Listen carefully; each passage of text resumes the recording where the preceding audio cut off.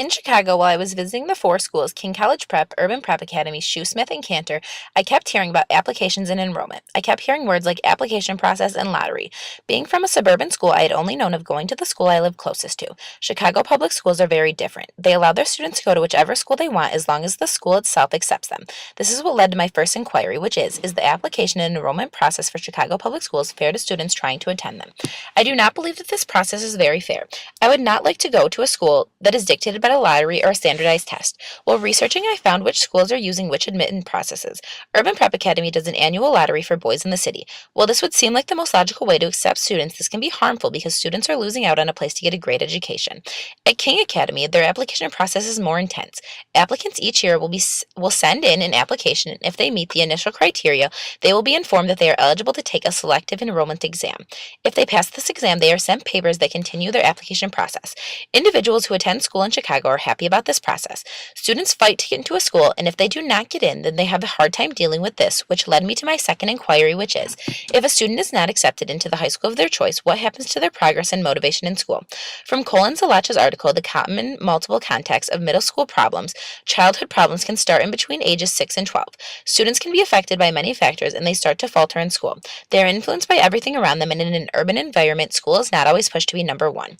Every year in Chicago, students are being turned down from the school that is number one on their list. For example, a student in Tier 4 who got an 889, an almost perfect score, and didn't get into Northside College Prep isn't going to be very happy, said Matthew Greenberg, a partner at Selective Prep, a college test prep company.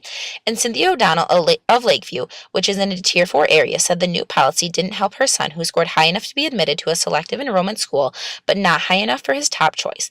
I understand CPS is striving to develop a fair method of allowing all students access to these schools, but I'm unhappy my son didn't benefit from the system. O'Donnell said, on the other hand, I grew up in a Tier 1 neighborhood. I would have been delighted if this could have benefited me. This came from a lack of being prepared due to middle school years. From the reading by Richard M. Ryan and Edward L. Deasy entitled Intrinsic and Extrinsic Motivations, Classic Definitions and New Directions, it states that extrinsic motivation pertains to whenever an activity is done in order to attain some separable outcome. This applies to certain students in Chicago public schools because they are only working hard to get into a prestigious high school, not because they get satisfaction from learning. With all the effort that students are putting in to get accepted to a certain high school, when they do not make it, they are hurt and depressed, and some students lose motivation and digress during their years in high school. This is because they lost what they're looking for and have no other motivation. This is something that Chicago public schools should work on. They should have the same standards and acceptance policies throughout the district. There should not be one high school that is better than another, and they should not leave students feeling like they did not accomplish anything. From seeing how the acceptance policy worked and seeing what happened if a student was not accepted, I began to form my third inquiry, which is, what are the main factors of why a wide variety of students are not be accepted into a high school that have academic-based acceptance policies? From Gloria Ladson-Billings' article, Teaching and Cultural Competence, a favor of why students are not doing well is because they cannot relate to their teacher. Teachers today are coming in not knowing anything about their students or the environment in which they are living. One fact Ladson-Billings points out is that teachers are mainly white women, which causes us to wonder about the incentive of teacher education programs. Certain teachers in urban schools are again just shuffling students through the system and not caring what they're going through. This causes students to not want to succeed and just pushes them through the school year each year. Bronfenbrenner does a great job of showing what is stopping students from reaching their full potential. He explains that a student environment and family life can have an impact on how well a student is doing.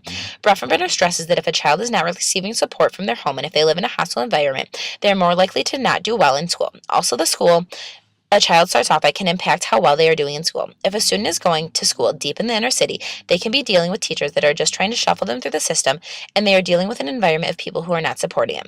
This comes from Bronfenbrenner's idea of microsystem. From this inquiry project, I could not get all my questions answered. I did have my eyes open, though, to a new realm of questions, such as what more can be done to help students get on the right track, and taking a closer look at what goes into creating the standards of acceptance for these high schools. I am ready to get back out there and find the answers that I'm looking for.